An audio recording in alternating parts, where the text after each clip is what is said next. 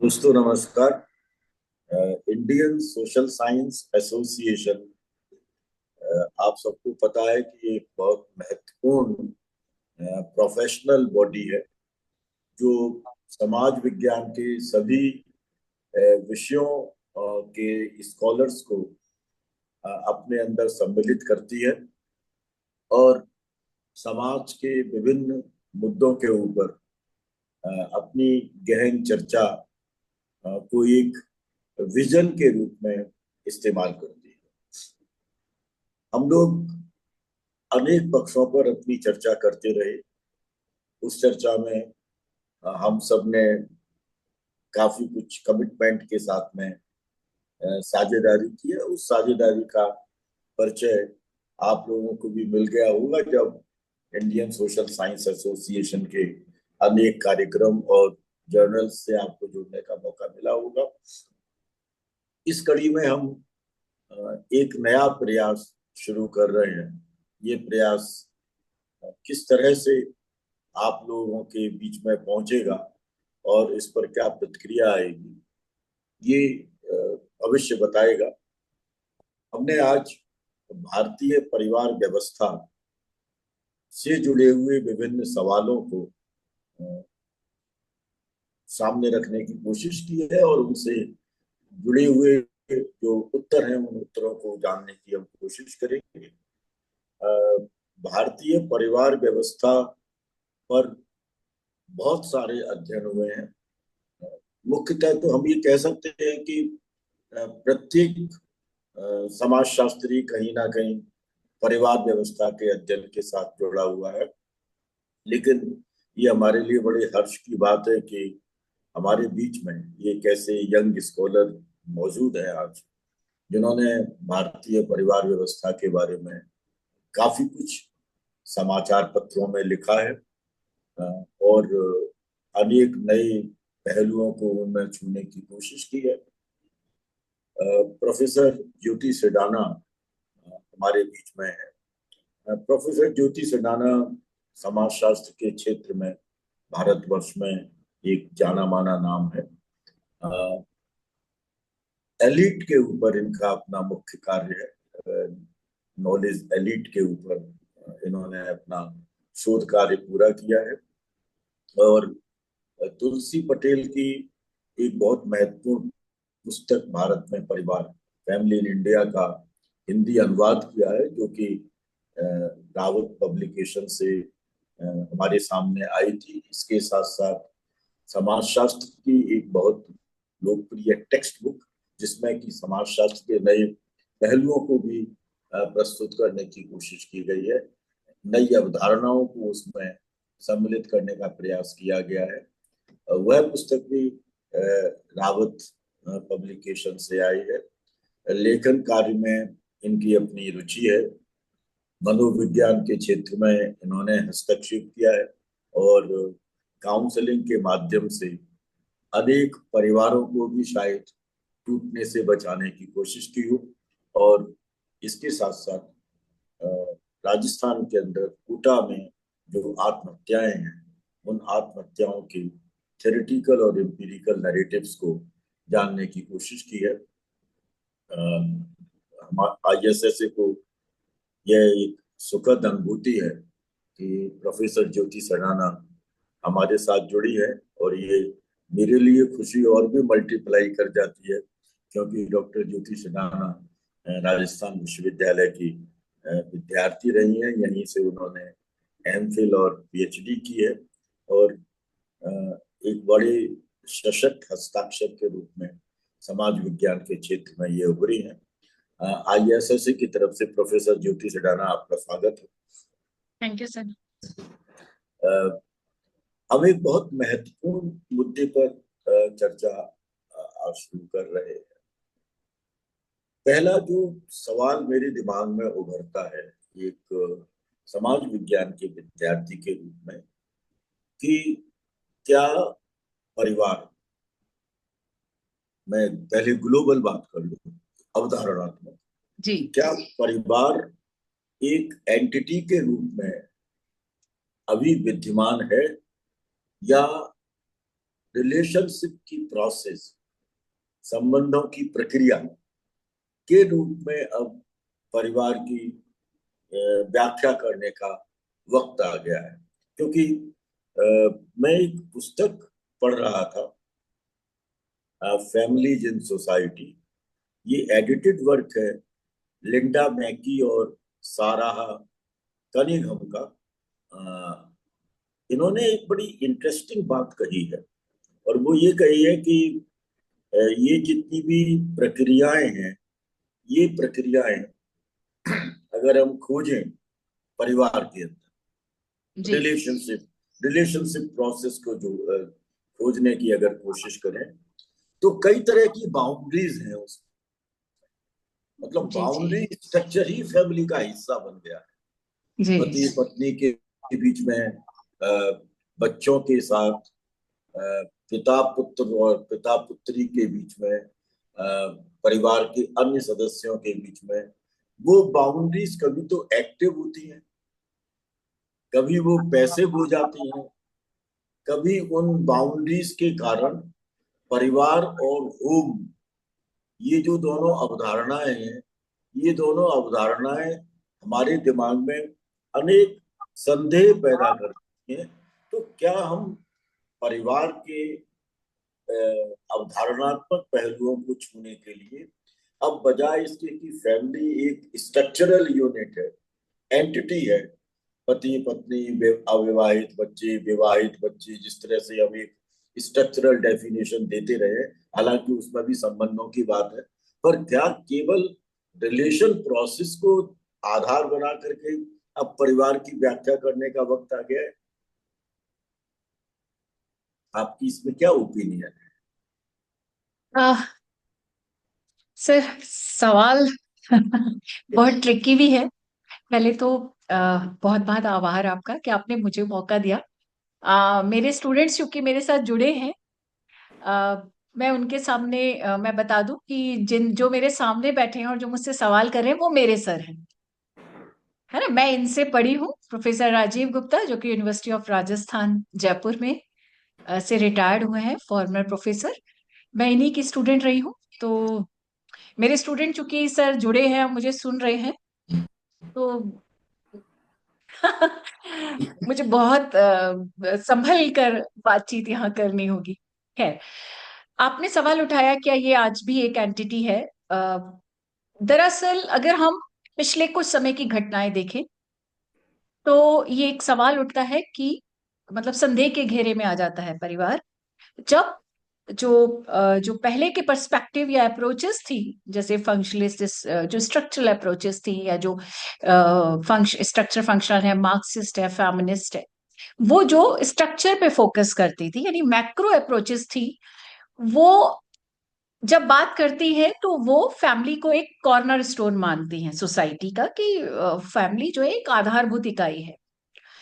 लेकिन आज के दौर में जब हम विभिन्न घटनाओं को देख रहे हैं जो आजकल रोज न्यूज़पेपर्स में छाई हुई हैं, तब हमें लगता है कि शायद ऐसा कुछ हुआ है कि परिवार अब एक इकाई के रूप में नहीं है। उसके लिए एक हम और पर्सपेक्टिव की आजकल चर्चा करते हैं, वो है personal life perspective. Personal life perspective और जो पहले के पर्सपेक्टिव है, यानी दो पर्सपेक्टिव, अगर मैं कहूं कि इसको इस तरह से मैं देखूं, एक है स्ट्रक्चरल पर्सपेक्टिव और एक है इंटरपरेटिव। एक है मैक्रो पर्सपेक्टिव और एक है माइक्रो।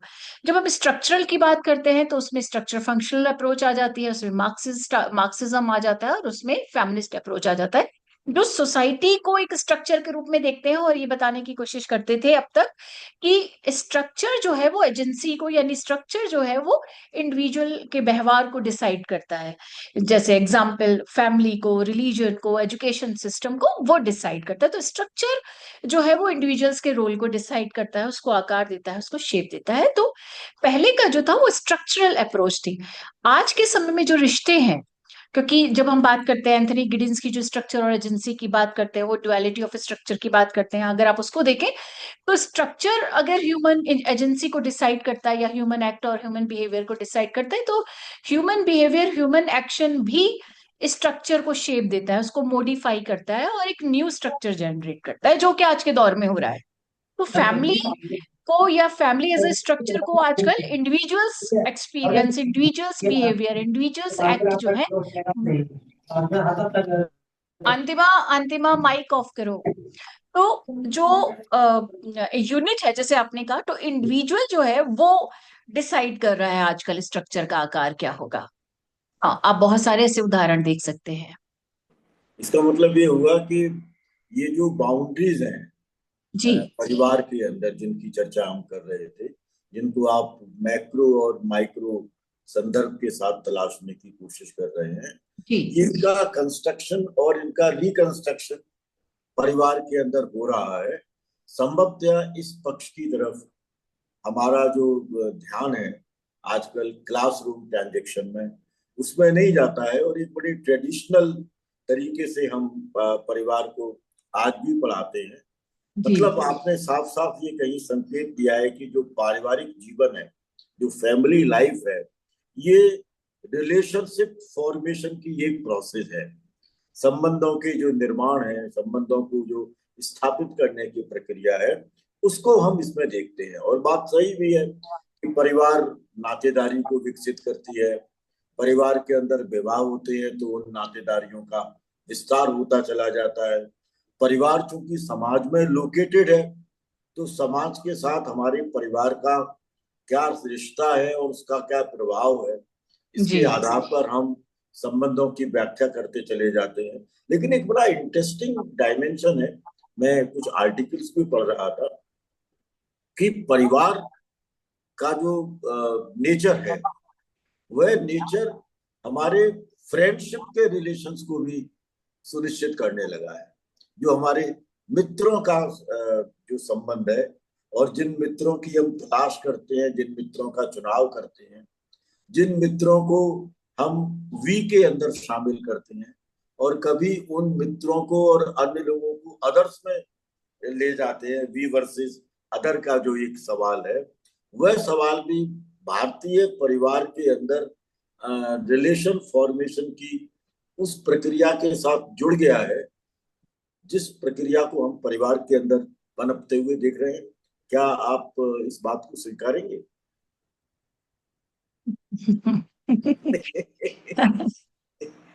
हाँ, पार्शली, पार्शली तो नहीं, हाँ, अधिकांशतः ये सच है, ये सही है, ऐसा हो रहा है।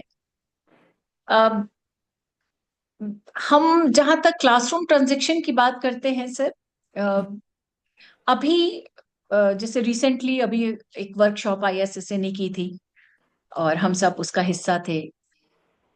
अ, हम बात कर रहे थे कि कैसे जो थ्योरेटिकल और जो कंसेप्चुअल कंस्ट्रक्शन है वो रीजनरेट करने की जरूरत है। क्योंकि पहले का जो सोसाइटी थी, पहले के जो फैमिली सिस्टम या रिलीजन या जो कोई भी सिस्टम आप ले लीजिए, स्ट्रक्चरल पार्ट था, वो सब अब हम ट्रेडिशनल जो डेफिनेशंस थी या ट्रेडिशनल जो थ्योरी थी उनके बिहाफ पे अब हम उसको डिस्कस नहीं कर सकते। फॉर एग्जाम्पल, अभी हाल ही में जो घटनाएं हमें देखने को मिली, पत्नियों द्वारा पति के साथ मिलकर पतियों की हत्या कर दी गई, है ना। या फिर रिसेंटली अभी आप देखिए, दो केस 2 दिन के आए, कल जयपुर की या परसों जयपुर की एक घटना की, एक फादर ने अपनी 2 बेटियों के साथ कई लंबे समय तक दुर्व्यवहार किया। और सिरोही की भी एक घटना हमारे सामने आई, और सिरोही में भी 8 साल की बच्ची के साथ उसके फादर जो थे, वो उसने रेप किया। और आंसर क्या लगा कि मतलब जो लोगों ने बाद में जब एनालिसिस होता है या पकड़े जाते हैं, तो वो ये कहते हैं कि वो नशे में था, है ना, या मानसिक संतुलन बिगड़ा हुआ था। तो वो जो अ, एक फैमिली कोई औपचारिक व्यवस्था नहीं है जहां पे इस तरह की के एनालिसिस कर देते हैं। फैमिली एक जो है इनफॉर्मल इंस्टीट्यूशन है, जहां रिलेशंस की, मेरे को लगता है कि हर एक राज्य का, राष्ट्र का, समाज का जो बेसिक है वो फैमिली है। यानी इनफॉर्मल सिस्टम की जो सबसे पहली नींव है वो फैमिली है। फ्रेंडशिप भी उसके बाद आती है, किन्स भी उसके बाद आते हैं, किनशिप सिस्टम है। तो फैमिली में ही अगर इस तरह की टूटन है, तो आप देख सकते हैं कि अगर फैमिली सिस्टम विघटित हो रही है या परिवार व्यवस्थाएं टूट रही हैं, तो समाज या राष्ट्र या देश की आप जब और ग्लोबल लेवल पर आप बात करें तो कितना बड़ा डिसइंटीग्रेशन होगा। तो इसीलिए मैंने कहा कि हम जब अभी तक हम पढ़ाते आए हैं, अभी तक हम स्ट्रक्चरल अप्रोचेस पढ़ाते आए हैं, चाहे वो फंक्शनलिस्ट अप्रोच थी, चाहे वो मार्क्सिस्ट अप्रोच है, चाहे फेमिनिस्ट अप्रोच है, क्रिटिकल अप्रोच है। हम उन सब अप्रोच के माध्यम से बताते चले आ रहे हैं कि स्ट्रक्चर होता है, like family, like religion, like education system, state. तो जो जितने भी फॉर्मल इनफॉर्मल स्ट्रक्चर है वो डिसाइड करते हैं कि आपकी सोसाइटी के जो सिस्टम है उनके आकार कैसे होंगे, इंडिविजुअल्स को कैसे बिहेव करना होगा। ऐसा नहीं है, अब इंडिविजुअल डिसाइड कर रहा है, एविडेंसी डिसाइड कर रही है कि स्ट्रक्चर कैसा होगा। तो क्योंकि उसके पास चॉइसेस हैं, वो बहुत सारी चॉइसेस को लेकर चल रहा है। हाँ, ये हम जरूर कह सकते हैं कि जो सोसाइटी का, ये स्ट्रक्चर का जो डिसइंटीग्रेशन हुआ है, उसमें बहुत बड़ा रोल सिस्टम की कमियां हैं। सिस्टम में जो इतने लंबे समय तक जो बहुत सारा टूटन हुई है, जिसको हम लोगों नहीं संभाल पाए हैं बहुत सारे कारणों से, स्टेट प्रॉपर रोल नहीं कर पाया है, या मुझे बोलना चाहिए कि एडमिनिस्ट्रेशन है, स्टेट है, सोसाइटी है, ये जो स्ट्रक्चर है, इनके जो फेलियर हुए हैं, इनके कारण जो है, अब हम पर्सनल लाइफ पर्सपेक्टिव की बात करते हैं। अब सारी अप्रोचेस माइक्रो सिस्टम पे, अब इंडिविजुअल डिसाइड कर रहा है। अब इंडिविजुअल डिसाइड कर रहा है कि उसका फैमिली सिस्टम कैसा होगा, उसका मैरिज सिस्टम कैसा होगा, उसका एजुकेशन सिस्टम कैसा होगा। तो लेकिन ये इसमें एक चीज जी ज्योति, आपको मैं दूसरी तरफ एक पर्सपेक्टिव की तरफ आपको ले जाना चाहता हूँ। अ, परिवार आज भी बहुत सारी आपने सीमाएं दर्शा दी, और ये भी बता दिया कि परिवार के अंदर विघटन की संभावनाएं उभर गई हैं। ये भी कह सकते हैं कि अब हमको विघटन को इंटरनल और एक्सटर्नल डायमेंशंस के रूप में देखने की जरूरत है, क्योंकि जी परिवार हमको सामने संगठित दिख रहा है, लेकिन आंतरिक विघटन वहां पर मौजूद है। और कई जगह पर वह आंतरिक विघटन बाह्य विघटन के रूप में परिवर्तित हो जाता है, क्योंकि हिंसा है, आक्रामकता है, फैमिली से रिलेटेड जो लॉज हैं, उन लॉज का इस्तेमाल करते हुए परिवार को कहीं डिसइंटीग्रेट करने का प्रयास है।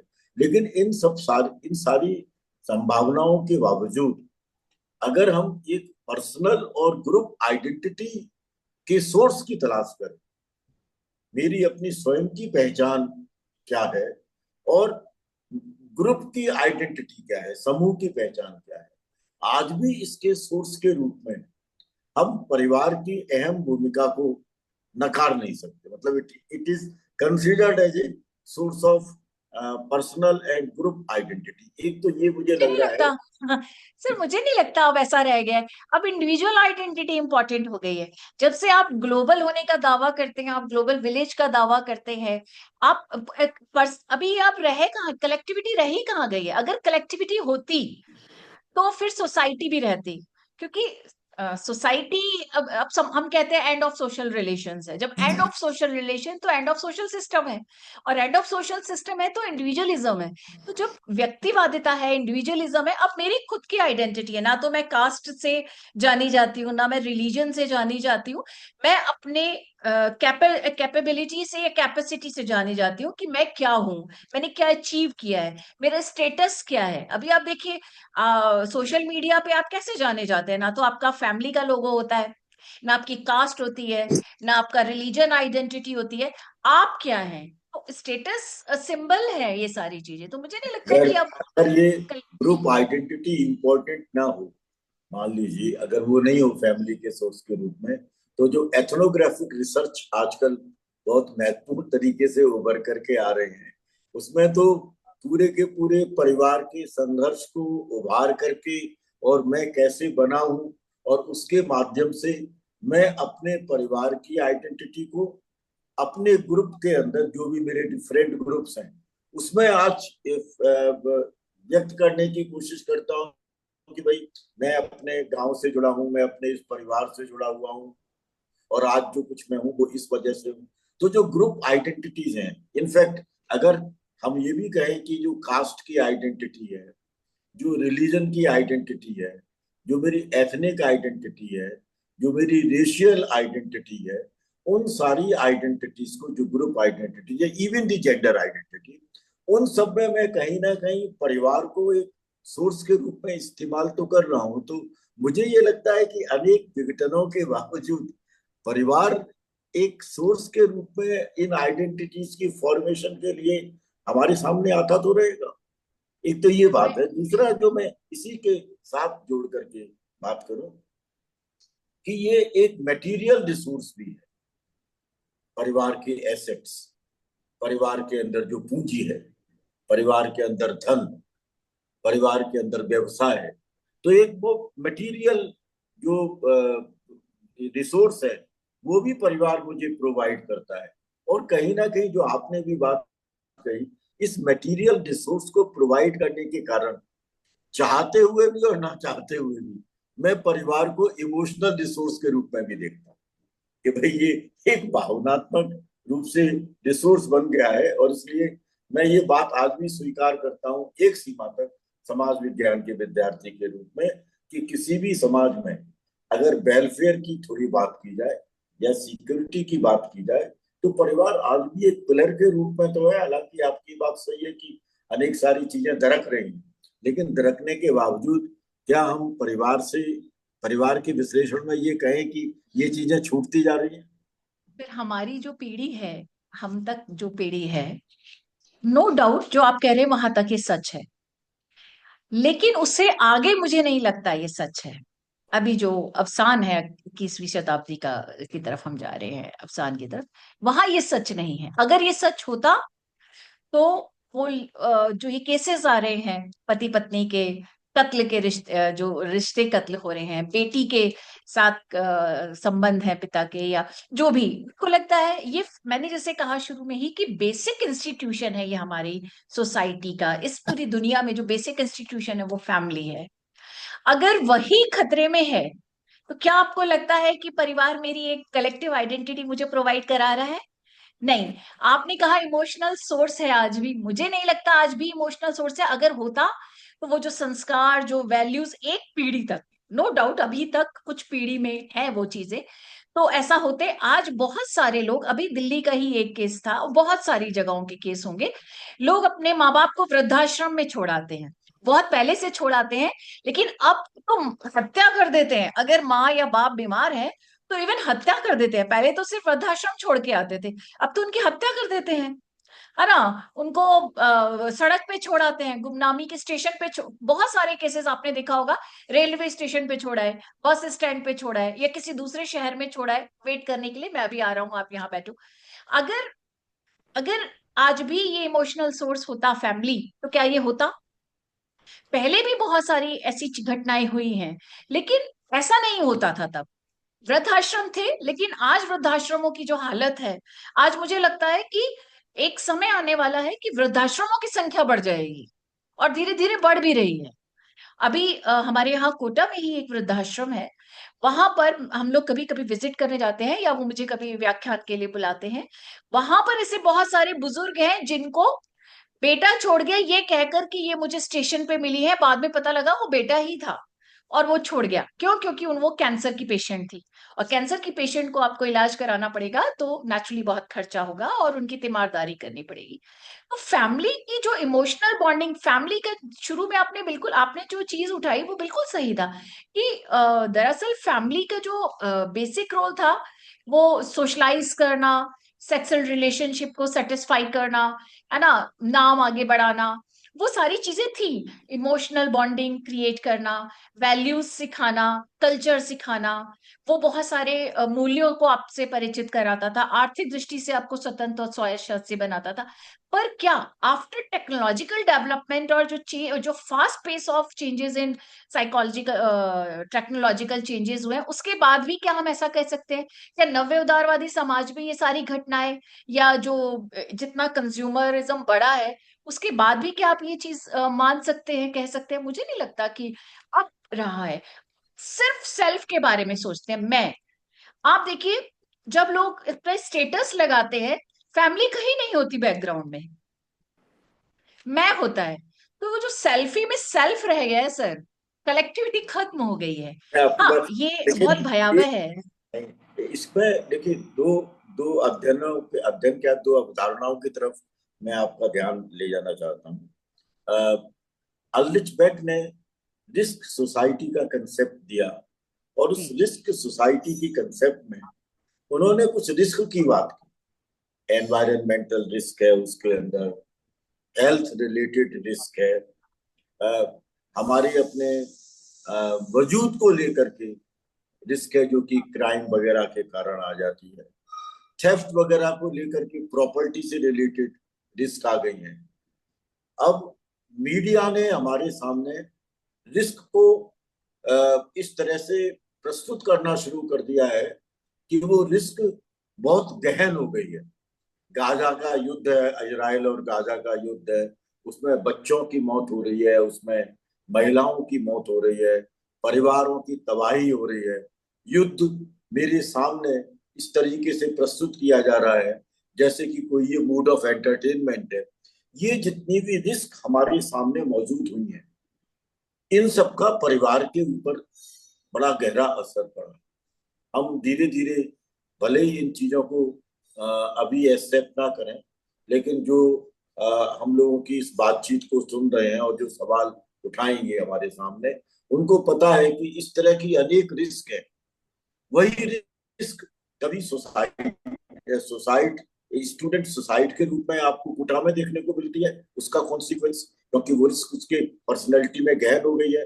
और कभी वो उन 768 किसानों की आत्महत्या के रूप में देखने को मिलती है जो पिछले 3 महीने के अंदर महाराष्ट्र के अंदर हुए हैं।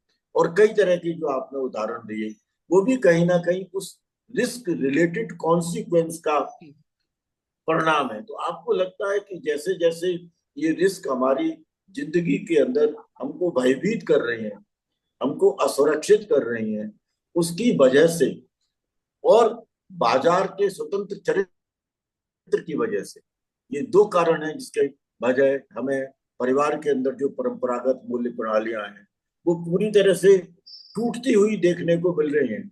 और इस टूटती हुई प्रणालियों का जो प्रभाव है, फर्दर कॉन्सिक्वेंस, क्योंकि वेरिएबल्स का ही हो जाते हैं, हम एक एक वेरिएबल को जोड़ते चले जाएं तो जो हमारे एज स्पेसिफिक रोल है परिवार में, जो हमारे जेंडर स्पेसिफिक रोल है, वो सब बदल रहे हैं। क्या हमको लगता नहीं कि हमें इस पूरे व्यापक परिदृश्य को ध्यान में रखते हुए भारतीय परिवार प्रणाली के अध्ययनों के नए डायमेंशंस तलाशने चाहिए? तो बिल्कुल, मैंने जैसे शुरू में ही कहा कि अभी जो जो ट्रेडिशनल अप्रोचेस हैं या जो क्लासिकल अप्रोचेस हैं, वो सफिशिएंट नहीं है। उनसे आप जैसे जिस तरह की घटनाएं हो रही हैं उनसे आप स्टडी नहीं कर सकते। क्या माइंडसेट है इस व्यक्ति के दिमाग में, उस सोशल यूनिट के दिमाग में, किस तरह ये समाज को इस तरह से क्यों देख रहे हैं, क्या ये रीजन आ रहे हैं। आप देखिए, जब हम क्लास में जब हम आपसे पढ़ते थे और यूनिवर्सिटी में हम क्लास में पढ़ते थे, तो हमने जो अप्रोचेस पढ़ी थी बहुत सारी, और उसमें जब हमने खास तौर से मार्क्स को पढ़ा था, जब वो कहते हैं कि जो है वो सुपर स्ट्रक्चर और बेस स्ट्रक्चर का जो कॉम्बिनेशन और रिलेशनशिप वो बताते हैं कि बेस स्ट्रक्चर सुपर स्ट्रक्चर को डिसाइड करता है। उसको जब भी हम कभी को रिलेट करते हैं तो मुझे लगता है कि आज के समय में, शायद मार्क्स के समय का तो नहीं पता, आज के समय में वो ज्यादा रेलिवेंट है। रीजन देखिए, जैसे जैसे इकोनॉमिक सिस्टम चेंज हुआ और होता जा रहा है, वैसे वैसे हमारा फैमिली सिस्टम भी चेंज होता चला जा रहा है।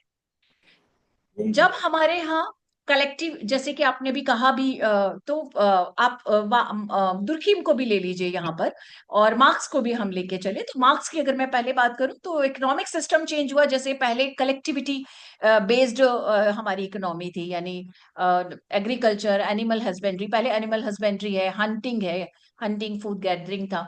तो ये जब सिस्टम था तो बॉन्ड थे, बैंड हुआ करते थे, फैमिली सिस्टम नहीं था। There was no family system, no marriage system, no state, वहां पर सब कुछ नहीं था, फ्री थी। और सेक्स कम्युनिज्म का टाइम था उस समय।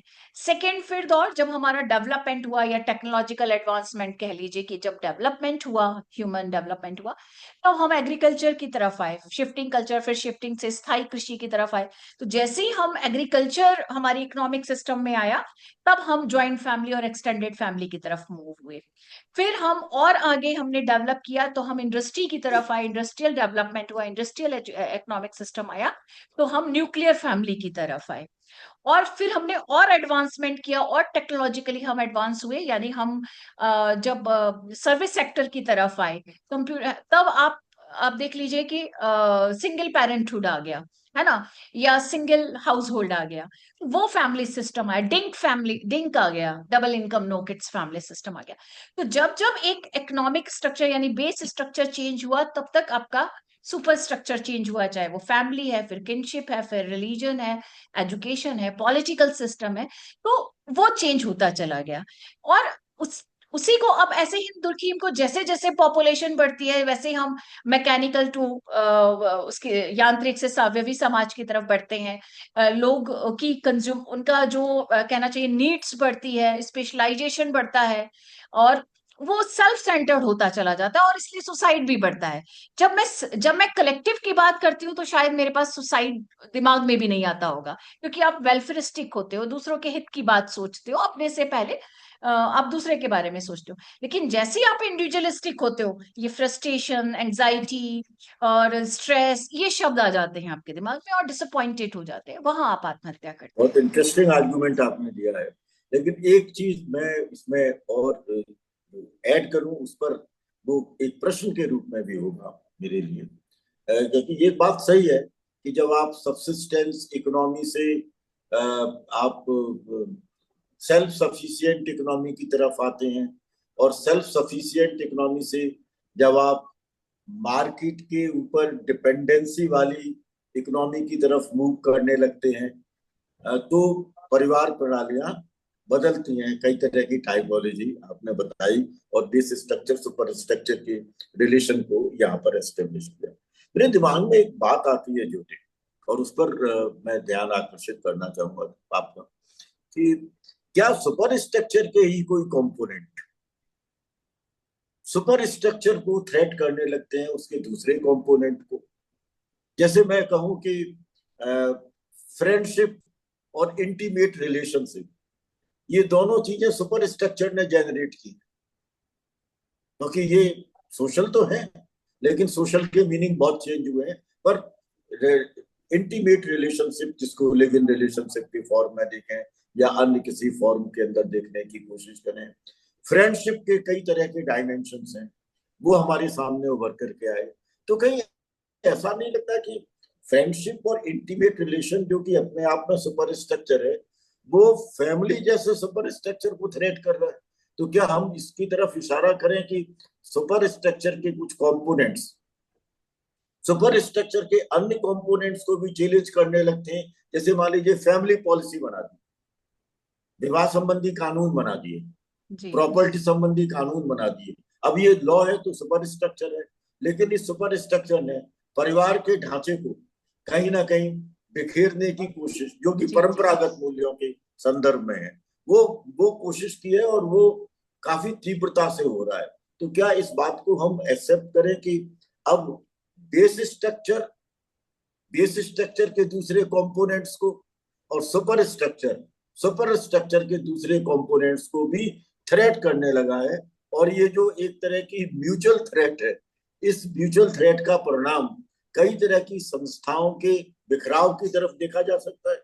बिल्कुल है सर, बिल्कुल सही है, मैं पूरा एग्री करती हूँ। जैसे होमोसेक्सुअल रिलेशनशिप है, अब नेचुरली लिव इन रिलेशनशिप है, ये विवाह के जो नए प्रारूप हैं, है ना। आपकी बात से मैं सहमत हूँ। सवाल हमारा एक सोशियोलॉजी के स्टूडेंट के रूप में ये उभरता है कि ये जो थ्रेट, इंटरनल थ्रेट मिल रही है सुपर स्ट्रक्चर को सुपर स्ट्रक्चर से, और बेस को बेस से मिल रही है, ये थ्रेट क्यों मिल रही है? इसके पीछे कोई भी सिस्टम अगर कोलैप्स कर रहा है या खत्म हो रहा है, उसके पीछे कोई कारण होगा। क्या क्या हम उन कारणों क्या हम उन कारणों की मतलब तलाश कर सकते हैं? क्या वो कारण जो है ये जो हमारे पास क्लासिकल अप्रोचेस है, इनके माध्यम से दी जा सकती है? क्या हमारी थ्योरीज या हमारी अप्रोचेस या हमारे कंसेप्ट या हमारे बहुत सारे जो डिस्कोर्सेज हैं, वो इन सब चीजों का एनालिसिस कर सकते हैं? थ्रेट तो मिल रही है, और नो डाउट अभी तो जो मैरिज सिस्टम है, मैरिज सिस्टम के ही जो दूसरे कंपोनेंट है वो उसको थ्रेट दे रहे हैं, फैमिली सिस्टम के ही दूसरे कंपोनेंट उसको थ्रेट दे रहे हैं। लेकिन ये बात सही है, लेकिन सवाल हमारा फिर वहीं घूमकर आता है, इनकी एनालिसिस आप किस अप्रोच से करेंगे? क्या कोई एक अप्रोच ऐसी है जो इनको एनालिसिस कर सके, किसी के माइंडसेट को अभी आप देखिए, जैसे आपने इमोशनल बॉन्डिंग की बात की कि आज भी परिवार जो है इमोशनल सोर्स या कलेक्टिव आइडेंटिटी को रिप्रेजेंट करता है, और मैं इससे डिनाई कर रही थी। उसका रीजन एक और भी है। देखिए, आज वर्चुअल रिलेशनशिप्स में हम जी रहे हैं। ज्यादातर जो टेक्नोक्रेट हैं या टेक्नोक्रेटिक सोसाइटी का हिस्सा है और मल्टीनेशनल कंपनीज में या कुछ ऐसी उसमें काम करते हैं, वो सब एक वर्चुअल रिलेशनशिप को जीते हैं। उनके सारे फ्रेंड्स वर्चुअल हैं। इवन बहुत सारी ऐसी शादियां हुई हैं जिसमें डेथ हो गई है फादर की या मदर की, और वो आशीर्वाद देने आ रहा है, वो आपके साथ बैठ के टेबल पे खाना खा रहा है, ये भी वर्चुअल दिखाया जाता है। इसका मतलब ये नहीं है कि उनका उससे कोई इमोशनल अटैचमेंट था। ये मेरा स्टेटस सिंबल है कि मैं टेक्नोलॉजी से अपने फादर को या अपनी मदर को या जो भी मेरा रिलेटिव है जो अभी इस दुनिया में नहीं है, मैं उसको ला सकता हूँ। बिल्कुल भी इसका कतई मतलब ये मत समझिए कि उसको इतना लगाव था कि वो उसके बिना उनसे शादी नहीं हो रही थी। ऐसा नहीं है। ये एक फेक दुनिया है, एक एक वर्चुअल दुनिया है जहां सब कुछ आभासी है, रियल कुछ भी नहीं है। बॉड्रीलार्ड तो यही कहते हैं कि इतना ज्यादा उसको हाइपर कर दो रियलिटी को कि वो रियलिटी जैसा तो है पर रियलिटी नहीं है, और लगता भी नहीं है रियलिटी। सही बात है आपकी।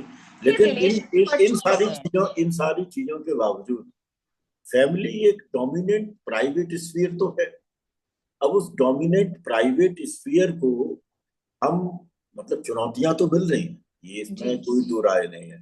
पर इन सब के बावजूद क्या परिवार विहीन समाज की कल्पना हम कर सकते हैं आने वाले दौर के अंदर? क्योंकि दो आर्टिकल्स इसमें बहुत महत्वपूर्ण थे। हालांकि आर्टिकल्स तो काफी पहले के लिखे हुए हैं, लेकिन उन दोनों आर्टिकल्स की तरफ मेरा ध्यान गया। एक तो हम लोग जब क्लास में पढ़ाते थे तब भी चर्चा करते थे कि फैमिली इन इक्वलिटी को रिप्रोड्यूस करती है। जी। असमानता का पुनरुत्पादन तो है परिवार के अंदर। परिवार की ये जो इंटरनल हायरार्की है, एज जी। जी। बेस्ड, जेंडर बेस्ड, कई तरह की जो हायरार्कीज हैं, यहाँ तक कि आपकी अपनी वर्क लाइफ बैलेंस से रिलेटेड, हम्म। ऑक्यूपेशन से रिलेटेड, प्रॉपर्टी एक्यूमुलेशन से रिलेटेड, परिवार के अंदर उन सारी असमानताओं को देखा जा सकता है जो असमानताएं एक वृहद सामाजिक व्यवस्था के अंदर विद्यमान है। रेशियल इनइक्वलिटी भी है परिवार के अंदर, एथनिक इनइक्वलिटी भी है, कौन गोरा है कौन काला है, इसको लेकर के भी परिवार में हम कहीं ना कहीं इनइक्वलिटी को देखते हैं, और वो इनइक्वलिटी रिप्रोड्यूस होती चली जाती है। और उसका जो नतीजा है परिवार के अंदर, वो कॉन्फ्लिक्ट है।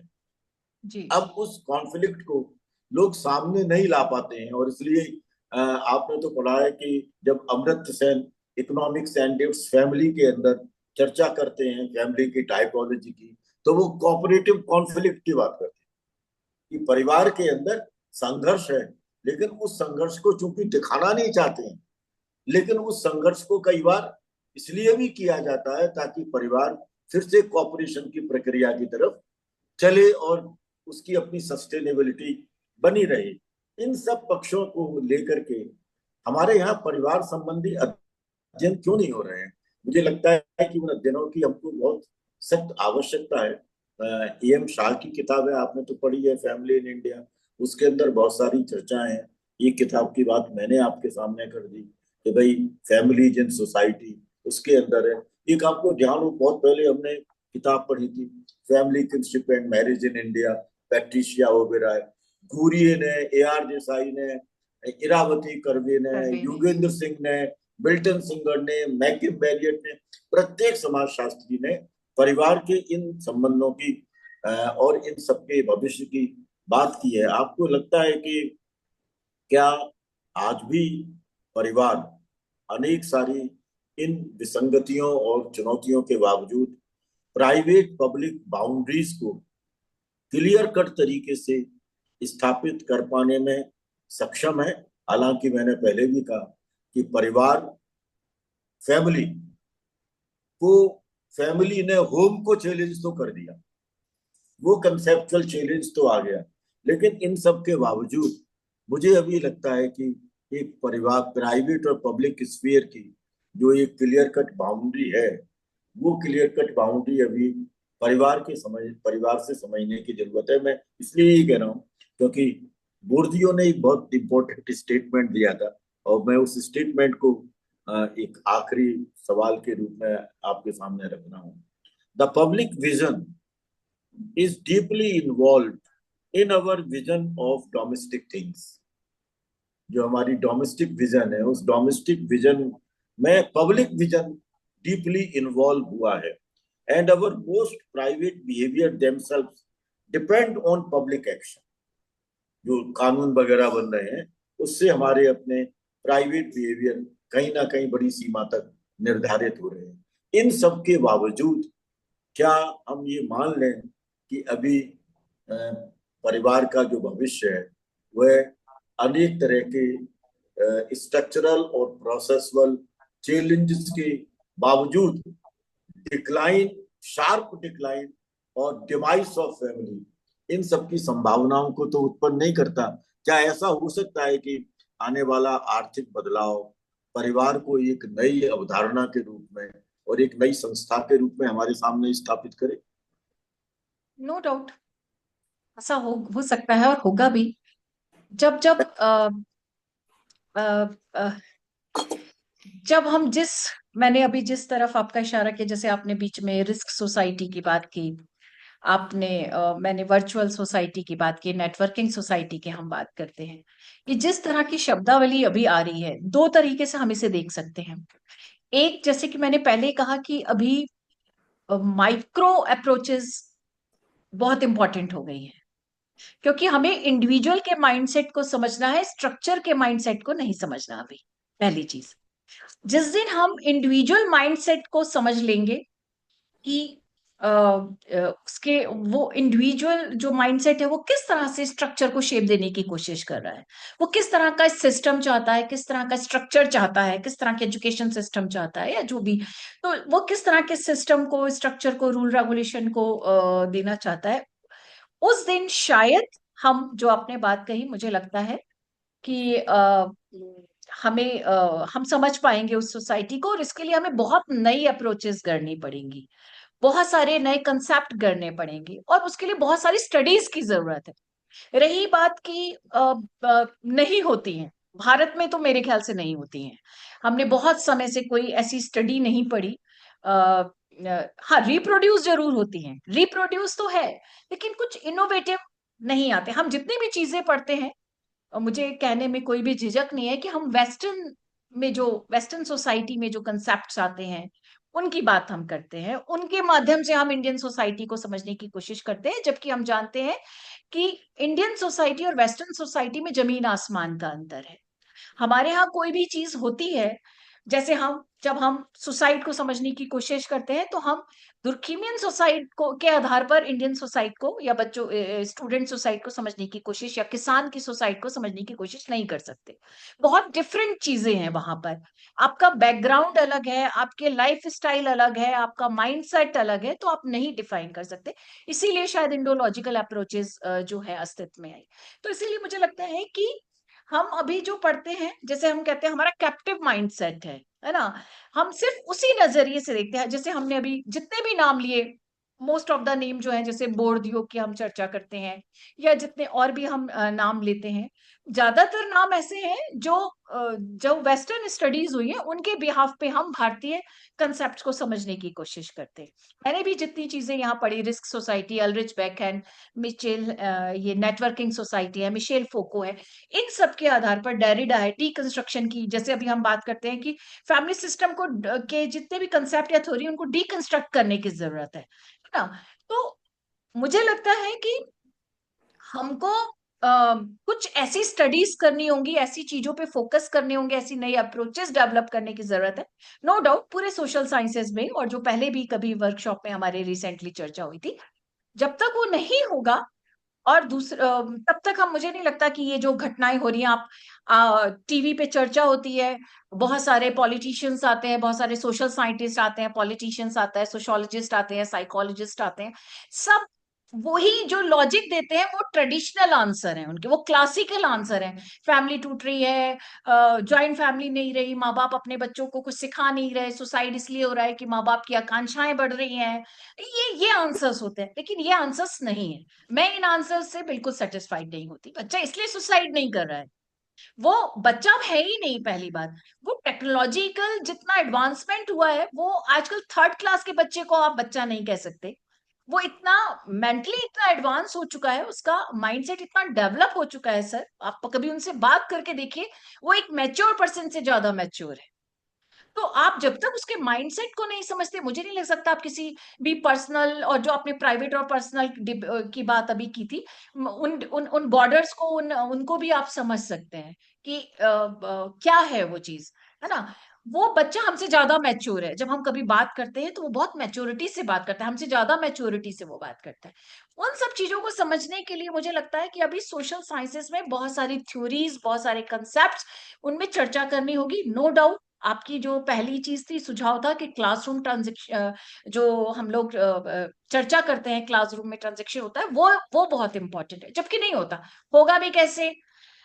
आप बात करते हैं सिलेबस पूरे करने की, तो सिलेबस पूरा करना है तो आप आउट ऑफ द सिलेबस जाके नहीं डिस्कस कर सकते। अब आपने चूंकि एक टाइम बाउंड वो कर दिया है कि सेमेस्टर सिस्टम है, तो सेमेस्टर सिस्टम में आपको वही पढ़ाना है जो सिलेबस में आना है। कर ही नहीं सकते, इस तरह की चर्चाएं कहीं होती नहीं है। ना तो आप चौपाल है, ना आप लाइब्रेरीज है, ना आप कॉफी हाउसेज हैं। वो सब चीजें जो क्लासिकल, जब आप लोगों से हम सुनते थे, ऐसी चर्चाएं होती थी, थड़ी पर बैठकर होती थी, कॉफी हाउसेज में होती थी, लाइब्रेरी के बाहर होती थी। कहाँ है अब वो चर्चाएं? वो नहीं है। तो कैसे इन चीजों को मुझे लगता है क्रिएट करेंगे? तो मेरा आज भी डाउट है। मुझे ये लगता है कि एंड ऑफ रिलेशंस है तो एंड ऑफ फैमिली सिस्टम भी है। मैं तो ये मान के चलती हूँ कि जहां एंड ऑफ सोशल रिलेशंस है वहां एंड ऑफ फैमिली सिस्टम है, और जहां एंड ऑफ फैमिली सिस्टम है वो एंड ऑफ सोसाइटी है। तो डेविड कूपर है या और भी जो लोग हैं मुझे लगता है कहीं ना कहीं ठीक है। हमारे हमारे जो सहभागी हैं वो अगर कुछ अ, हम लोगों से सवाल करना चाहें, जिन लोगों ने ये इस चर्चा को सुना है, अगर उनका कोई सवाल है तो जरा पूछे हमसे। स्टूडेंट्स से मेरा आग्रह है, जो भी जुड़े हैं वो अपना माइक भी ऑन कर ले अगर सवाल पूछना है, और एक बार कैमरा ऑन कर ले सभी स्टूडेंट्स। सभी अपना कैमरा ऑन कर ले, और अगर किसी के मन में कोई सवाल है मेरे से या सर से तो आप पूछ सकते हैं।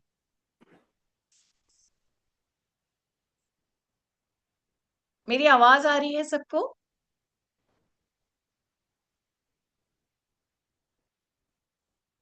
यस मैम, आ रही है। कोई सवाल है आप लोगों का? अभी नेहा, ख्याति, आप लोग सब अपना, हाँ, ख्याति, नेहा शर्मा, आप लोग भी अपने सुनीता, आप लोग प्लीज अपने कुछ सेकंड के लिए अपने ऑन कर लीजिए कैमरा। मैम, मेरा एक सवाल था। हाँ जी। हेलो।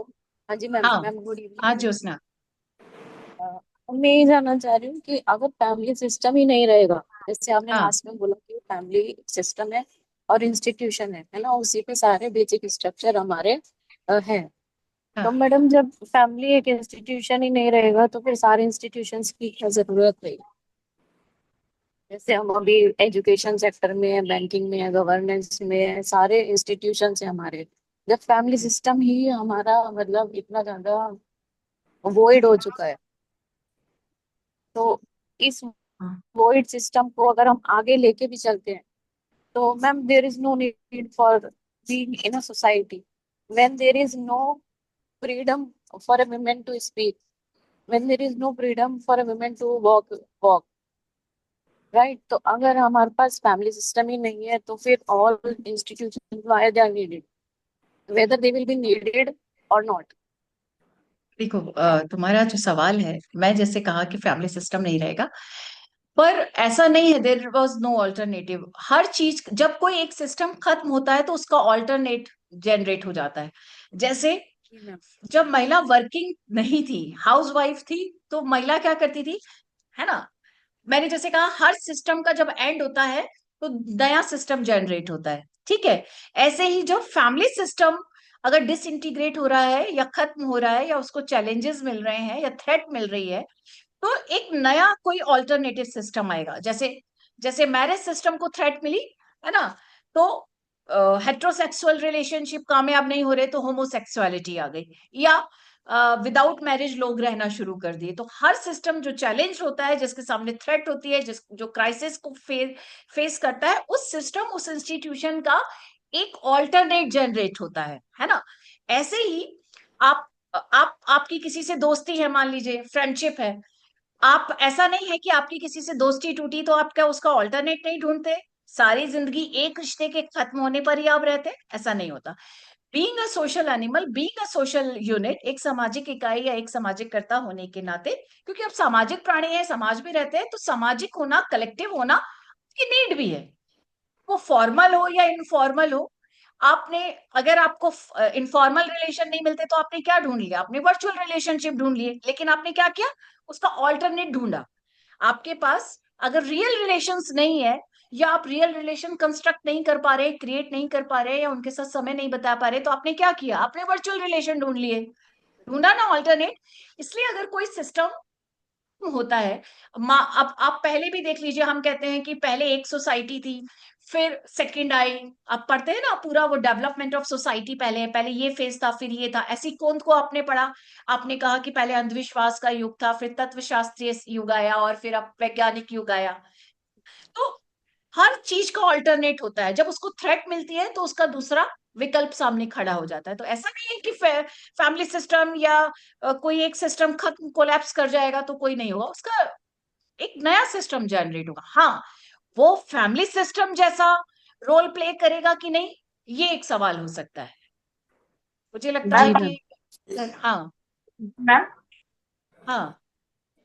मैम आपने कहा था ये जो थ्रेट्स मिल रहे हैं आजकल, जो फैमिली सिस्टम में जो थ्रेट्स हो रहे हैं, जैसे होमोसेक्सुअल रिलेशनशिप्स हो गए, लिव इन रिलेशनशिप्स हो गए, तो इनको स्टडी करने के लिए आपने कहा अप्रोचेस बदलने पड़ेंगे, हमें अप्रोचेस लाने हाँ, पड़ेंगे। तो बिल्कुल। कौन से अप्रोचेस होंगे मैम जो इसमें यूजफुल हमें रहेंगे? बहुत, देखो, अभी बहुत सारे तो अप्रोचेस हमारे सामने हैं, लेकिन हमने देखा कि उनसे हम एनालाइज करने में, चीजों को समझने में, अंडरस्टैंड करने में हमें प्रॉब्लम हो रही है। जैसे मैंने अभी दो तरह के आपको कहा कि एक स्ट्रक्चरल अप्रोचेस है और एक इंटरपरेटिव अप्रोचेस हैं। स्ट्रक्चरल अप्रोच में जैसे मार्क्सिज्म है, स्ट्रक्चर फंक्शनलिज्म है, फेमिनिस्ट अप्रोच है, क्रिटिकल अप्रोच है, जो मैक्रो सिस्टम को फोकस कर रहे थे, यानी स्ट्रक्चर डिसाइड कर रहा था कि इंडिविजुअल कैसा होगा, या इंडिविजुअल के बिहेवियर को समझने के लिए कोशिश कर रहा था। फिर हमने कहा इंटरपरेटिव मेथड है। इंटरपरेटिव मेथड, जैसे मैंने अभी पर्सनल लाइफ अप्रोच की बात की, वो अप्रोचेस माइक्रो अप्रोच है, जो इंडिविजुअल के माइंडसेट को समझकर डिसाइड कर रहा है, कि इंडिविजुअल डिसाइड कर रहा है, एजेंसी डिसाइड कर रही है कि स्ट्रक्चर कैसा होगा। हमें लगता है कि दोनों ही अप्रोचेस मान लीजिए सपोर्ट नहीं कर रही हैं, तभी मैंने कहा कि हमें कुछ नई अप्रोचेस देखनी पड़ेंगी, और वो इंडियन बेस्ड होनी चाहिए। मतलब हमारे फैमिली सिस्टम, हमारे एजुकेशन सिस्टम, हमारे रिलीजन, यानी हमारी पूरे जो फॉर्मल इनफॉर्मल स्ट्रक्चर है, सिस्टम है, इंस्टीट्यूशन है, उनके बीच में से निकलनी चाहिए। और उस पर बहुत, डेरिडा का भी नाम लिया था, जैकिस डेरिडा का, जैसे उनका हाँ डिकंस्ट्रक्शन बिल्कुल। भी हुई, तो वो वहां पर कैसे मतलब वो कर सकते हैं अप्लाई? डेरिडा क्या कहते हैं, डिकंस्ट्रक्शन क्या है, कि जो भी एक बार जो कंसेप्चुअल एक कंस्ट्रक्शन है, उसके बिहाफ पे आप किसी चीज को नहीं समझ सकते। सॉरी, जब जब बैकग्राउंड बदलेगा, तब तब आपको उस कंसेप्ट को, उस थ्योरी को डीकंस्ट्रक्ट करना पड़ेगा, ऑन द बेसिस ऑफ आपके कंटेक्स्ट बदलेंगे, आपका बैकग्राउंड बदलेगा, और तब आप चीजों को समझ पाएंगे। तो हम बार बार वही चीज कह रहे हैं कि आपके पास जो स्ट्रक्चरल या इंटरप्रेटिव मेथड या अप्रोचेस आपके सामने है, माइक्रो और मैक्रो अप्रोचेस है, बहुत हद तक मीजो अप्रोच कह लीजिए, ये जो अप्रोचेस है, ये मुझे लगता है आज के समय को, आज के समाज को, आज के इंस्टीट्यूशन को समझने में उतनी पावरफुल नहीं रही। अब आपको कुछ नया इजाद करना पड़ेगा, और उसके लिए डिस्कोर्स करना पड़ेगा, उसके लिए आपको बिल्कुल शुरू से शुरू करना पड़ेगा। पहले वापस आपको सोसाइटी को डिफाइन करना पड़ेगा, वापस आपको सोशियोलॉजी को डिफाइन करना पड़ेगा। What is sociology, what is society, what is relationship. मुझे लगता है शायद तब जाकर हम इन चीजों को कंस्ट्रक्ट कर पाएंगे। बाकी सर बता सकते हैं, क्योंकि नहीं, आपने बिल्कुल बिल्कुल वाजिब बात बताई है कि इन सब, ये तो बात सही है कि सारे कंसेप्ट्स को रिविजिट करने की जरूरत है, लेकिन एक एक खतरा जो हमारे सामने आ रहा है और वो पूरे वर्ल्ड ऑर्डर के अंदर एक खतरा है। और वो खतरा ये है कि एक तरफ तो हम टेक्नोलॉजिकल एडवांसमेंट और free market economy, consumption based way of life, इन सब की तरफ बड़ी तेजी से आगे बढ़ रहे हैं, इंक्लूडिंग जो अभी आपने एआई वगैरह का चर्चा किया उन सब पर। और कॉर्पोरेट कैपिटलिज्म का दौर है, और कॉर्पोरेट कैपिटलिज्म कमोबेश फैमिली बिजनेस है। भारतीय समाज के अंदर तो आप उसे फैमिली बिजनेस के रूप में देख रहे हैं, लेकिन ये सब अंदर इतनी क्राइसिस के शिकार हैं कि अपने आप को बचाने के लिए और अपने आप को स्ट्रेंथन करने के लिए ये ट्रेडिशनलिटी की तरफ जा रहे हैं। हम जिसको कहते हैं कि ये रिएक्शनरी मॉडर्निटी, धर्म की नई तरीके से व्याख्या, जाति की नई तरीके से व्याख्या, आप समाचार पत्रों में परिवार के बारे में, महिला संबंधों को जो परंपरागत स्वरूप है उनको लेकर के आप चर्चा करने लगे। तो ये एक बड़ा डायलमा हमारे सामने आ रहा है कि हम इकोनॉमी के क्षेत्र में, टेक्नोलॉजी के क्षेत्र में तो नए नए स्टेप्स ला रहे हैं और इस तरह की चीजें डेवलप कर रहे हैं जो कि हमारे को काफी कुछ सस्टेनेबिलिटी भी देती है, हमारे को सुरक्षा प्रदान भी करती है, लेकिन हमारा सर्विलांस भी करती है। और दूसरी तरफ ये जो ट्रेडिशनल इंस्टीट्यूशंस हैं उनके रिवाइवल की बात राजसत्ता करती है। तो इन सब के दौर में परिवार पिस रहा है।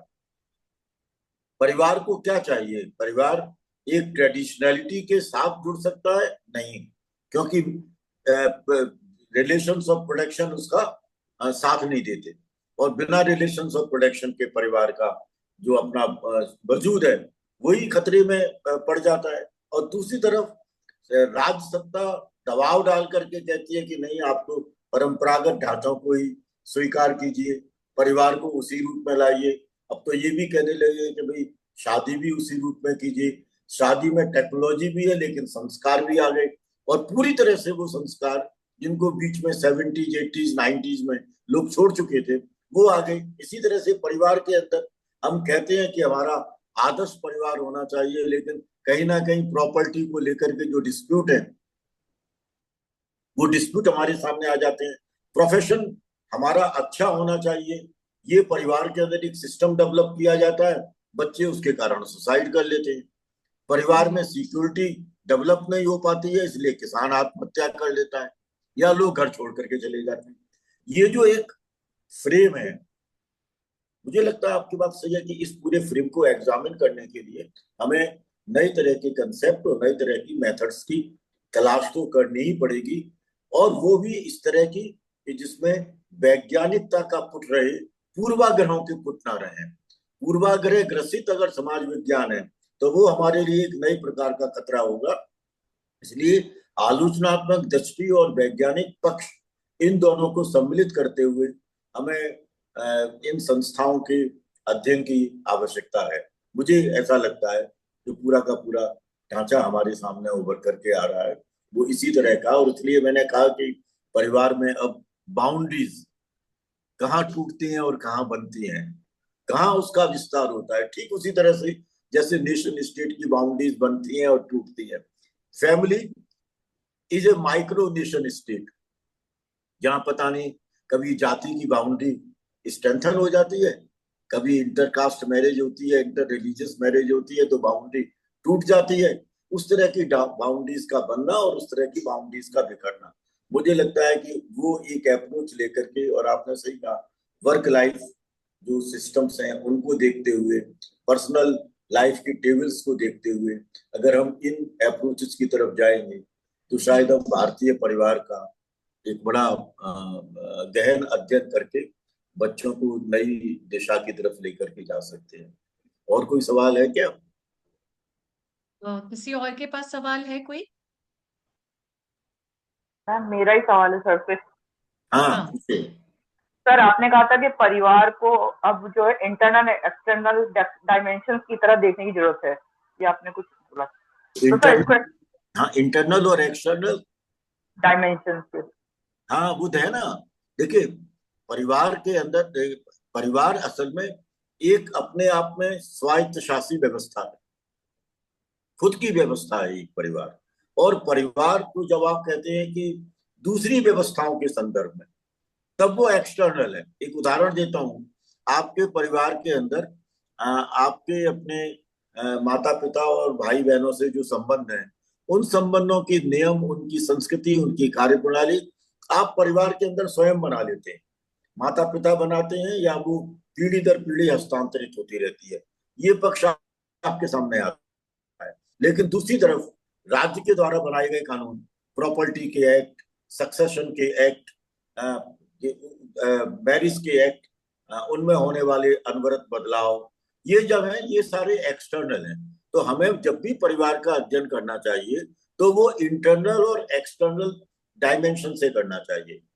लेकिन एक चीज और भी है जो मैंने कहा कि इंटरनल थ्रेट भी है उन परंपराओं के कारण, और एक्सटर्नल थ्रेट भी है, क्योंकि हम राज्य के कानूनों को किस सीमा तक परिवार के संबंधों में स्वीकार करें, ये हमेशा विवाद का सवाल है। जैसे संपत्ति के अंदर पुत्री का बराबर का अधिकार है, लेकिन अभी तक वो इफेक्टिवली इंप्लीमेंट नहीं हो पाया। तो ये जो फैमिली, सोसाइटी, स्टेट और मार्केट, इन चार के बीच का जो रिलेशनशिप है वह इंटरनल और एक्सटर्नल दोनों ही थ्रेट पैदा कर रहा है। और मुझे लगता है कि इन थ्रेट्स के को ध्यान में रखते हुए परिवार का अध्ययन करने की आवश्यकता है।